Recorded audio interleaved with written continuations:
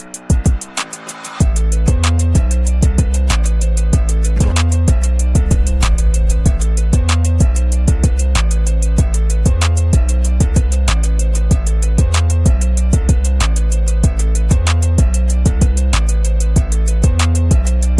welcome to another exciting episode of the Andre The Beast Crayton Show.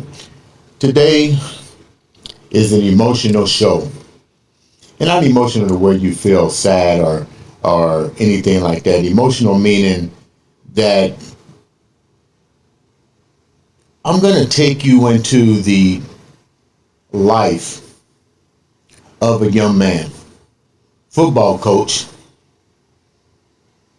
who was born with a particular diagnosis that not only affected his life, but also the people that surround him.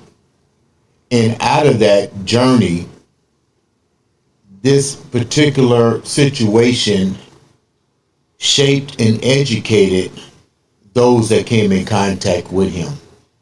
And he's still making moves, staying in that beast mindset today, all the way from Geneva, New York, not Geneva, Switzerland, Geneva, New York. I'd like to welcome to the show the one, the only Bobby Greco. What's going on, Bobby?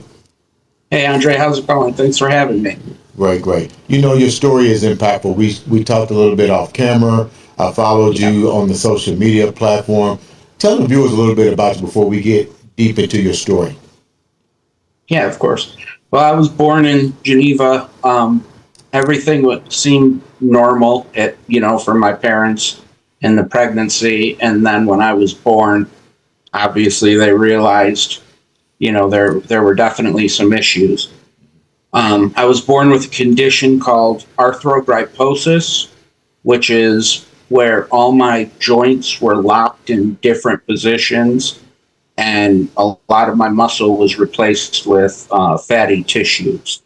And from the age of 0 months old to still currently, I've had 30. I'm up to 30 surgeries, and it's just it's really impacted everything I do, because even though it's a very physical disability, it's nothing mental, nothing intellectual, anything like that, but it's I have no use of my arms or legs, so it's still a pretty it's impacted everything I do, for sure. Bobby, so all of your joints, let me see if I can get some clarification. All of your joints are defused together. So they were all locked in, I don't even know how to explain it, just very different positions. So my hips were, it's called frog leg. If you imagine how a frog looks when he's sitting there with his hips out to the side. Right. That's how mine were when I was born. And my elbows are locked to where they can't bend. But I had my right one unlocked, and that's normal now. I can't lift my arm, but it's the arm that I drive my wheelchair with. So I have, little movements at least. But my left hand is still locked. The elbow doesn't bend at all. So, I can use that hand, but really can't use that arm because it's in a stiff position. So I've heard of this condition, and I know I actually worked with an individual that had a little bit of that conditioning, but it wasn't throughout his body. It was actually with his elbow. And we was able to, his elbow was like this forever. And we was able to get his elbow to go straight, and now he can move his elbow and stuff. This is a very rare situation. I've never heard of it to the extent at which you have. I can just imagine the discomfort, because when I was working with this individual, I couldn't even imagine him not being able to bend his elbow for as long as he can remember. Right. With that said, what were the statistics of how many people that, because I know your parents had to do their research once they was Oh, informed yeah. of what they had. How rare was this? How many people were actually inflicted with this? So the number right now is like 1 in 3,000. Right. But when I was born, it was much, much more scarce. Like I remember going to a doctor's appointments when I was young, and it would be like the first time meeting the doctor, and they would see my diagnosis, and they'd be like, "Oh, I've never even heard of that." And these are, Really? specialists who I'm going to at the time. So it was very rare back It then. makes you hey Bobby, it makes you question the word specialist now, don't it? Yeah, exactly. Exactly. Yeah. With that being said, all jokes aside, with that being said, if they didn't know about it, they really had no idea how it even occurred. I would take it. Yeah, no, they have no idea. Like I said, my mom's pregnancy was completely normal. So Right. there was no hint of anything until I was born, and everything changed. You have brothers and sisters, Bobby. Nope, I'm an only child. How would They my parents had me, and my mom decided I think we need to focus our energy here because it was a rough start. how did it affect your mom and dad now that you're older? You witnessed everything that they had to go through, and more importantly, keeping you uplifted without going into a state of depression when you started to go to school and really socialize with the public. Right. When I was born, it definitely affected them a lot. They of course questioned, was it something they did? How did this happen? We went to all these different doctors trying to figure things out.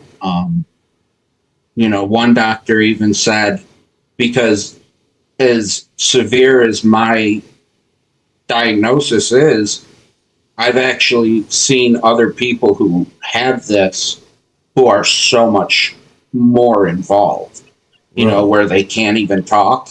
right, Um, yeah, so one doctor thought that was going to be me, and even suggested, because this was, 1989, we were still not in the technology realm we are today. right. So they were kind of like, this might be a case where you need to put him in a home because he's not going to amount to anything because he's, I'm going to be immobile and unable to talk my whole life. And I know this may sound crazy, but as you hearing this as a child and growing up, because I'm pretty sure you had repetitive surgeries, in and out treatments. oh, yeah. How do you process your life? And let me clarify something. Because you're disabled doesn't mean that you can't have a quality, a nice quality of life. Absolutely. When how did you feel knowing that through every turn and every corner in the medical industry, that as your mom and dad in your stronger circle is trying to uplift you, they're constantly giving you the negative. How did you and your family pull together to look at the long term plan for you? Yeah. It's going to sound crazy, but my parents were great and my family was great. And like, they never treated me any different. I was a kid. Okay. It didn't matter to them what was wrong. So I kind of already had this mindset. Right. So I've had a great like outlook on things with it. And I always joke now that the first 18 years of my life were physically the most difficult because I was, I had to learn how to drive a wheelchair when I was 2. I had to going to school. You had to go through meetings with all the administrators and teachers of what I need, go through all the hoops you got to jump through for everything. And all these surgeries. When I was 8 years old, I had my spine fused. So it was just like physically a very, very difficult time. And yet I joke that was my easiest time because of the support that I had. And, the family who did everything. And, my cousins, I have a ton of cousins and I was never different. I did everything they did.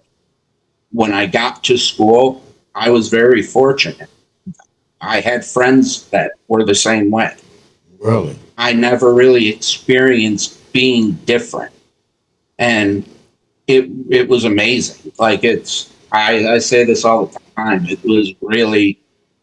was almost counterintuitive to me, because then when I kind of got out on my own later in life, that was the moment I was like, oh wow, I really am disabled. So you never really, with the love and emotional support from your family, you never really thought about being the word disabled. It never really crossed your mind because you was able to do pretty much what everybody else was doing to some degree. You can go from point A to point B. You may not have gotten there as quick as the next person, but you was able to still have somewhat of a great quality of life even for those 18 years. Absolutely. Absolutely. It was absolutely amazing. And even like getting into high school, we'll get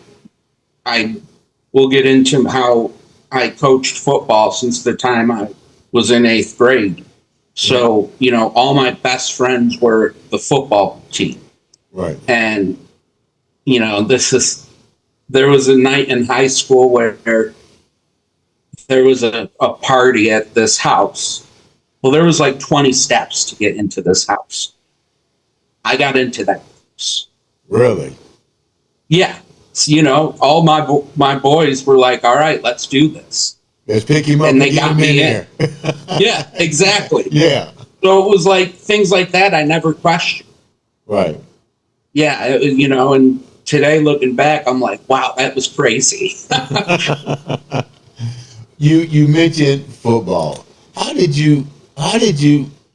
football come into your out of what appears to some people as gloom? You found a passion in school with football. How did that come about? So since the time I was, 4 years old, probably, I've always been in love with it. I would watch every game. I knew what was going on. It was just, that was my thing. Hold on, Bobby. I gotta ask this. We might as well just clear the fucking air right now.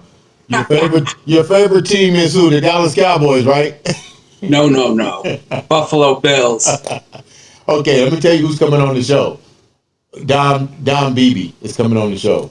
Really? Yeah, he'll be on the show, I think, in about 2 weeks. Yeah. Oh man, that's awesome. I was a Buffalo Bill fan at one time when they had I love the U. It's all about the U for me. I love Jim Kelly. Okay. Love Andre Reed. I just don't understand. Those are two of my boys. Yeah, I don't understand how a team with that kind of talent in the AFC could have so many appearances in the Super Bowl and football. To get to the Super Bowl is cool. I understand you want to win, but even the journey to get there as many times as they did, that had to be that had to be shocking for anybody that's a Buffalo Bills fan. It's amazing how they did that. I mean, especially how you see how difficult it is nowadays. Like, right. I know I know that free agency and all that was different back then, but still, 4 years in a row, and the first year being the heartbreak of the wide right, and then Yeah. losing the second one. You would think after the second one, that's where you falter, and it just never happened. And it's remarkable, and it's something I think people almost take for granted Right. because they didn't get that win. What did you take from that experience as a big fan of the NFL and the Buffalo Bills? How did you channel that into not only what you was, and I'm not even going to use the word disable, with what you was going through, and make it into a positive, and teach that into football, because you're coaching football. Yeah. Yep. Um, so the Super Bowl years, I was so young, and I don't remember like too much of them. Hmm. But when I was 5 years old, my dad, who's a musician, um, he is still kind of the one of the house bands for the NFL. So like if they have a party, he Right. would go, do the show.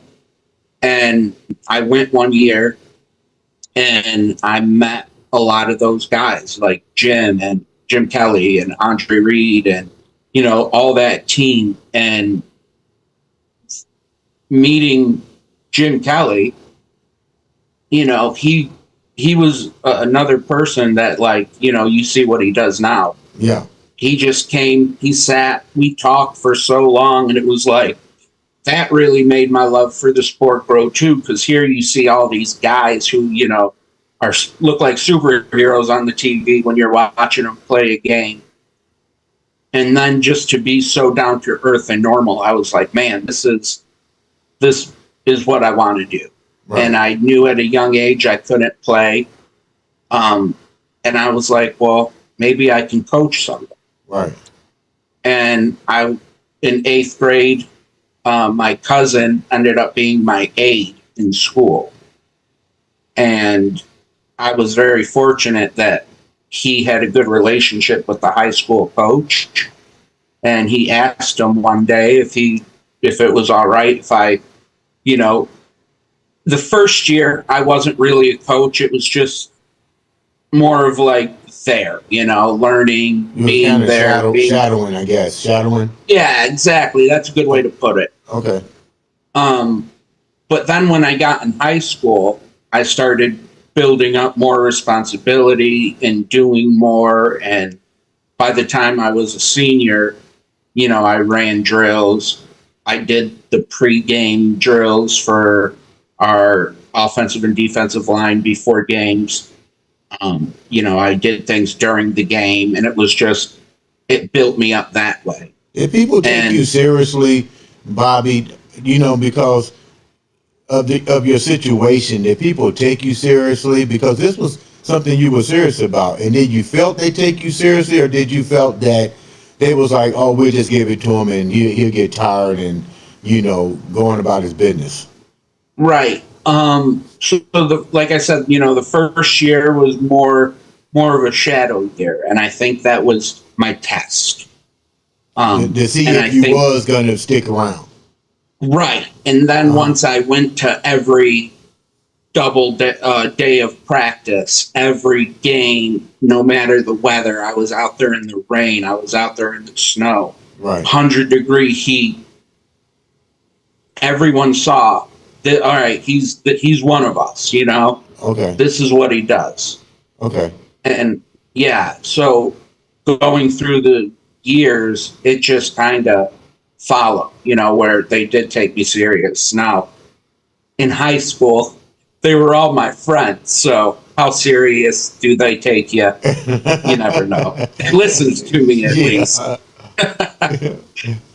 But once I got to college, I continued coaching there at St. John Fisher. How And difficult was it for you to make them know that you're serious? Like, what was the application process like for you? Like, Who did you have to convince that to take a chance on me? Because let's get real. Most people, we're human, so we look here first, and then Absolutely. we start to judge, and then start to Yep. evaluate. Well, what are the pros and cons of hiring this guy? What is he bringing to the team? When you went through your interview process, what did you tell them you can bring to the team versus what they can do for you? Yeah. So going into college, I actually was very fortunate because the team that, I coached in high school was so good. We Right. went to back state championships. We won the second one my senior year. So the college that I went to, the coach was at multiple of our games scouting players. Okay. So he already He had knew a you. little, yes, he had a little knowledge of me because he always saw me and, I was always doing things. And so he had a little knowledge. So when I did go to my college visit and talk to him, he wasn't like totally skeptical of like, okay, what's this about? He's seen me. He knows that I do know the game some. So he was very cool with it. He was like, yeah, come right on. What was We'll the see one what you can thing that do. you remember in that interview that really stood out that he asked you?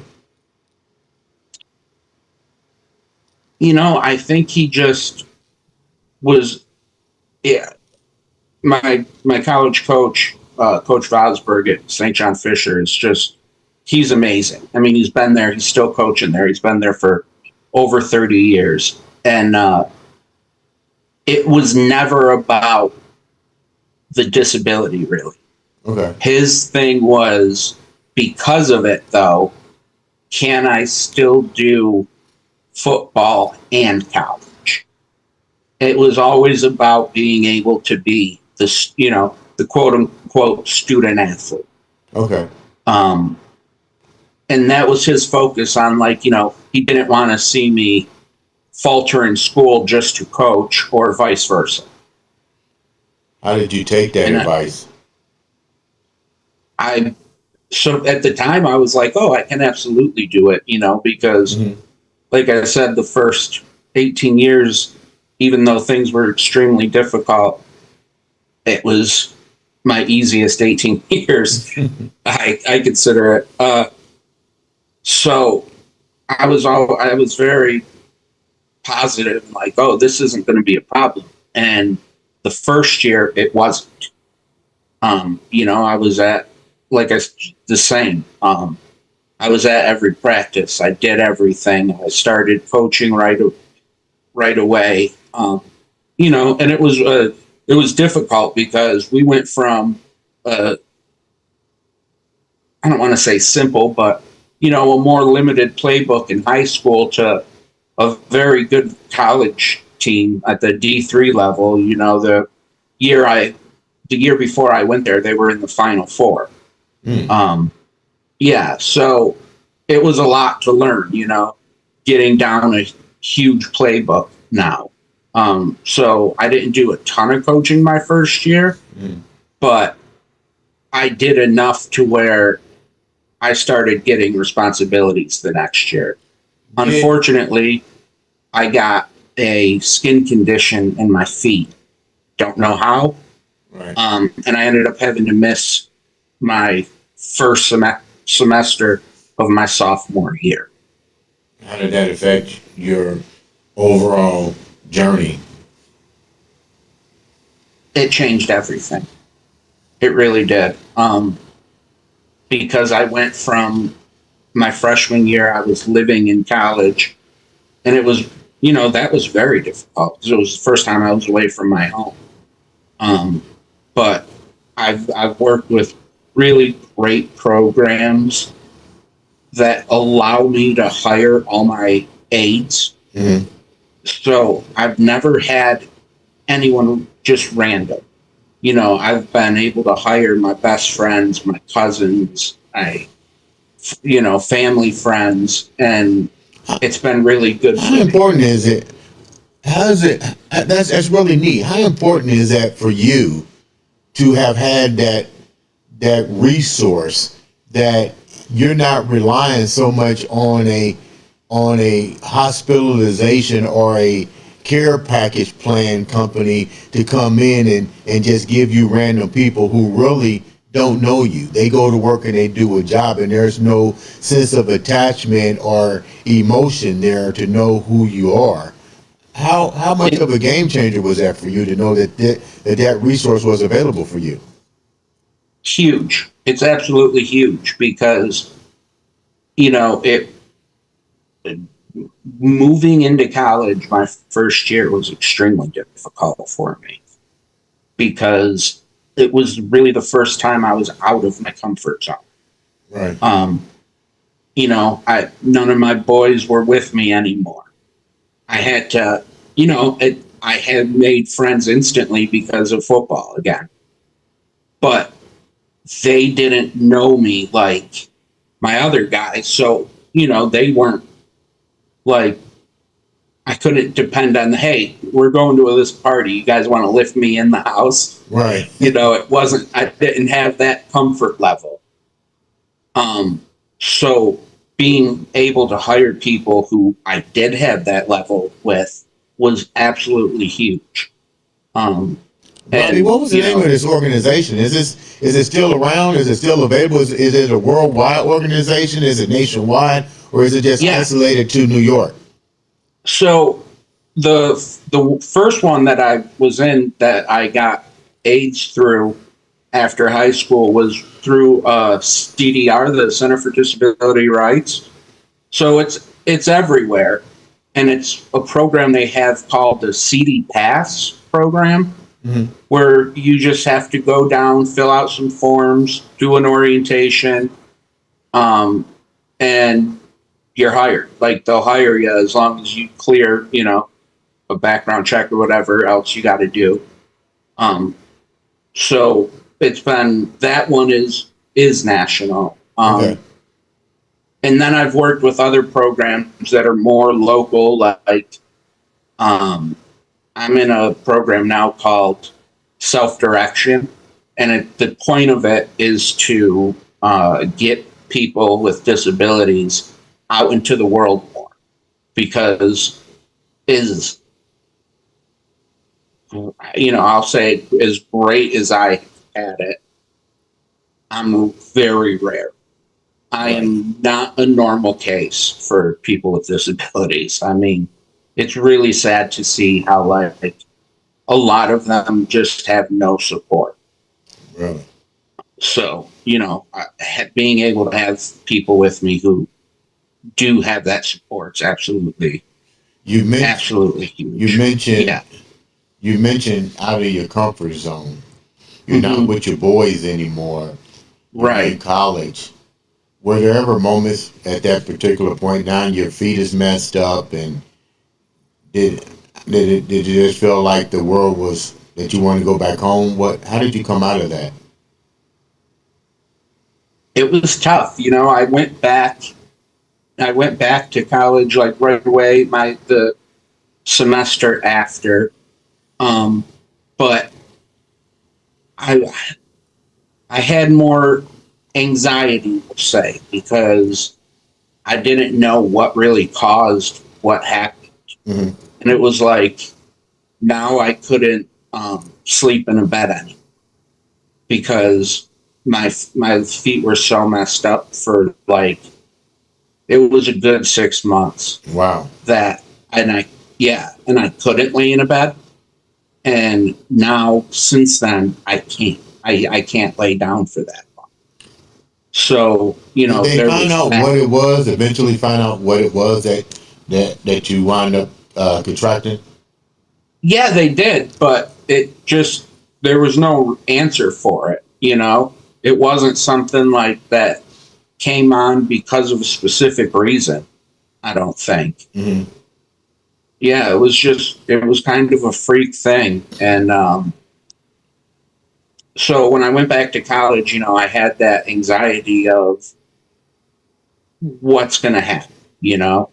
So I ended up moving back home and commuting. And that was, I was a lot more comfortable then because I knew if something like that did happen again, it wasn't going to be a big deal. I was back at home. Mm-hmm. My mom's a nurse, so, she was instantly able to take care of things, help me out there. And, that's one of the things I've been so fortunate about is she decided to be a nurse for a living and then had me. Um, but so I was more comfortable the last couple of years, but the one thing it hurt was I guess social life, because I didn't really go do things after classes. Right. It was like, well, I have somebody working, then they're switching at this time, and I'm just going to go home. I don't want to go out tonight and then have to have my aide drive me home late at night. So it did affect that. And, I got into my senior year and I knew it was done for me after that because I was just physically and mentally exhausted. Wow. Yeah. So it really affected me. How did you wind up coming out of that? I mean, did your family sit down? Did you share what you was going through with your boys, your parents? How did they get you back, get your mind back to what you was really going after, which is the love of football? Yeah. My last year in college, Mm-hmm. I had that one connection from when I was 5 years old, and I ended up linking up with Jim Kelly again, and he was like, "Hey, you want to coach at my football camp?" I was like, "Obviously." Yeah, like who's going to turn the Hall Yeah. of Famer down? Like really? Right. Yeah. Right. So I started doing that my last year of college. And after school, I didn't have a permanent job coaching. So it was that kept me in it. It's a week-long camp. So that kept me going. And then I did get a coaching job. Um, so I remained in football through that. But unfortunately, I have to give so much credit to Jim because professionally, he's the only person who's been like, yeah, you can coach for me. I've never gotten that professional coaching job. And I don't mean professional as in NFL. I mean where it's a paid position, I'm your coach. Mm-hmm. It's always been a student athlete or volunteering at a place who, called me and was like, hey, we need a coach for a year. Can you help? So that, I'm eternally thankful for him for that because it really kept my journey in football going. Do you find that you get, when you're filling out applications on Indeed or trying to network, and it's easy to hear somebody's voice on the phone, but when you tell them what you're going through with the disability and stuff, how often do you find that the conversation begins to be a non-void situation? They're not they're looking at the word disability versus your attributes and what you can physically bring to their organization. Absolutely. Yeah. So it's weird because I did all right. I didn't, like I said, it was hard getting a coaching position.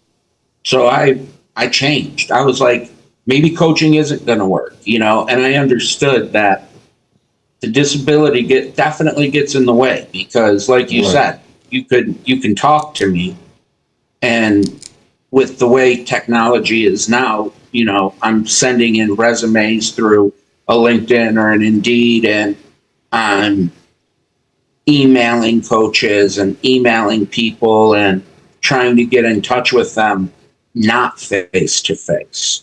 Right.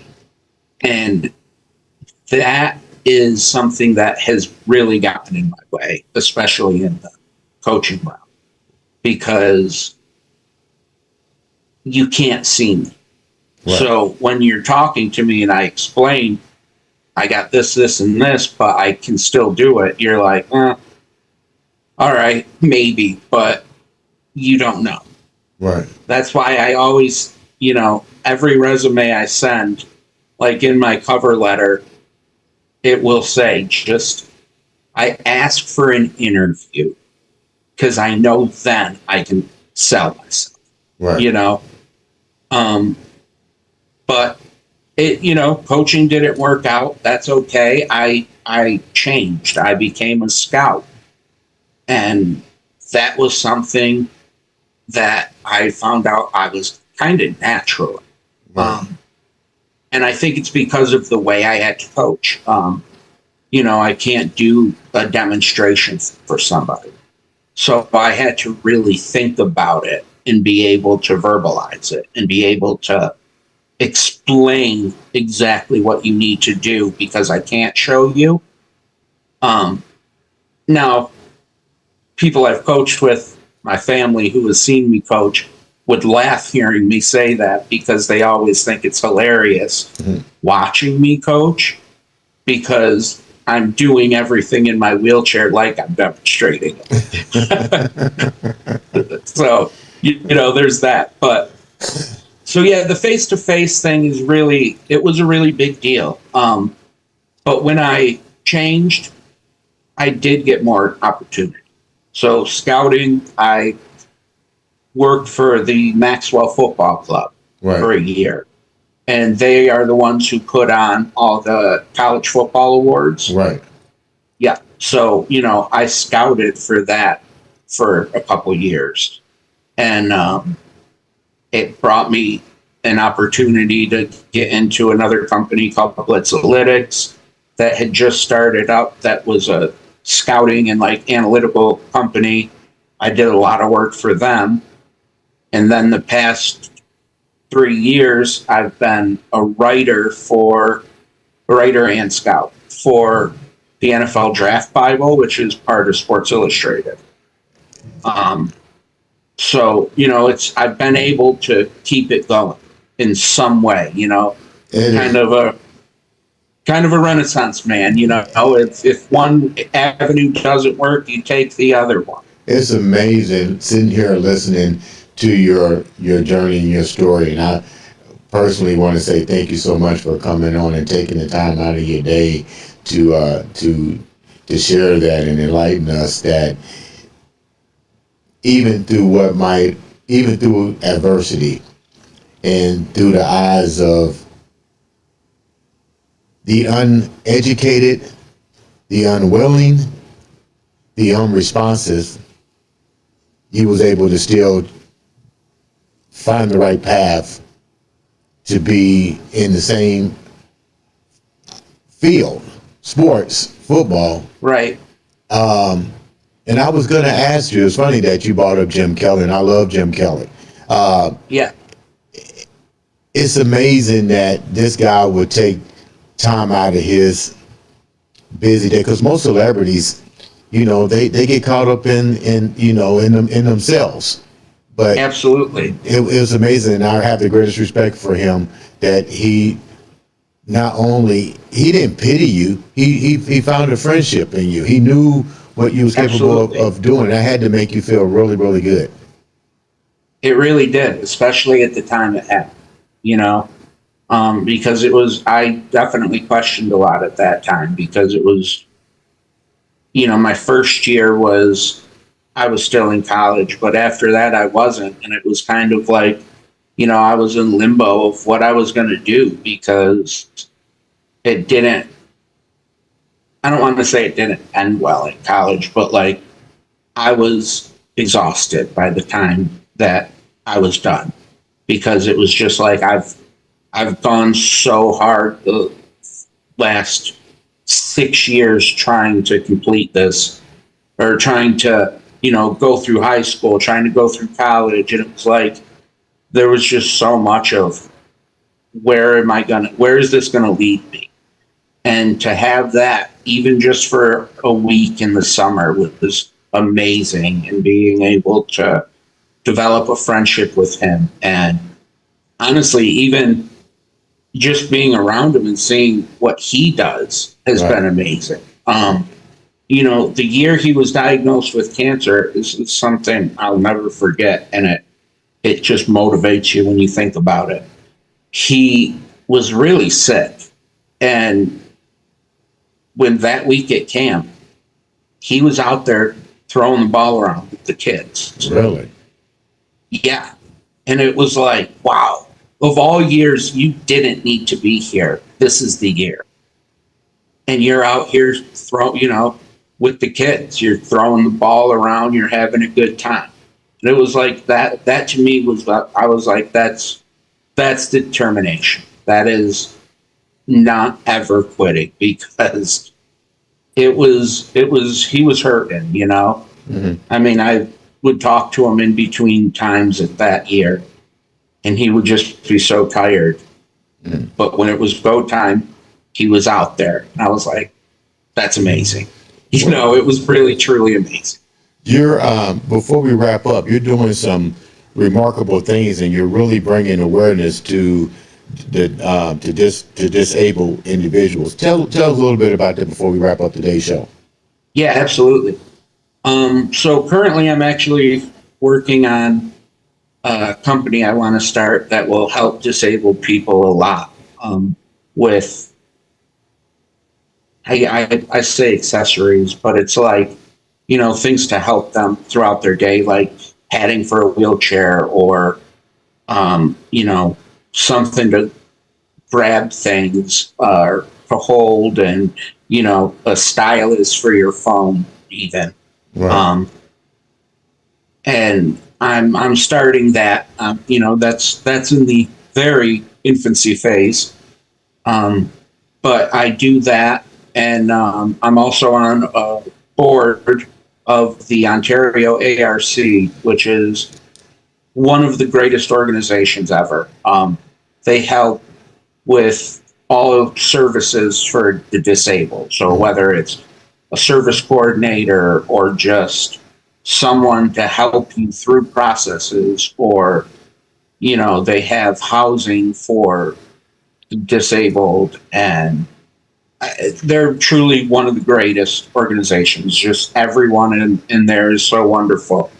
And, now at this point of life, I've been able to actually give back and be on the board, and, see what other people go through to be able to further my mission, because I know I have it pretty good, and I'll give you a good example. For insurance, every year for like the first 20 years of my life, even more actually, at least once a year they would say, I'm not disabled, and cut me off of my insurance. So it would be like a fight. I'd be like, oh my God, here we go. We'd have to go and prove it and talk to everyone. And it was just such a process. But the whole time, it was with my parents. It was with my aide. I had people there. So it made everything so much easier. And, there'd be times I'd be waiting to go in and talk to the person that I had to talk to. And there'd be other people coming in to do the same thing, who only had the worker from maybe the house they lived in, or an aide that, was just like, the one aide was someone I knew. It wasn't a family member of this person. It was just somebody who worked with them. And they had to go in that room and try to fight for what they needed. And honestly, a lot of disability. Like, I'm fortunate that mine is 100% physical. Mm. You know, I have the capacity to know what's happening, to know what needs to be done to be able to fight, really. Mm. But I've seen throughout my life that I'm maybe in the rare 10%, Right. I would say. Um, so it's just now that I've maybe run my course, we'll say, in football, this is kind of my mission now. How can the viewers get in contact with you and support your journey? You can find any of my social medias. I have Facebook, Twitter, TikTok, and it's all LinkedIn too. It's all my name at Bobby Greco. And yeah, that's how you just follow me along. See, I've always post random things. I find myself funny, so Bobby, thank you so much for coming on the show and sharing your journey. Ladies and gentlemen, please make sure you support Absolutely. his journey. It only takes a few minutes to read a post and see what you can do. Ladies and gentlemen, this has been another exciting episode of the Andre the Beast Crayton Show.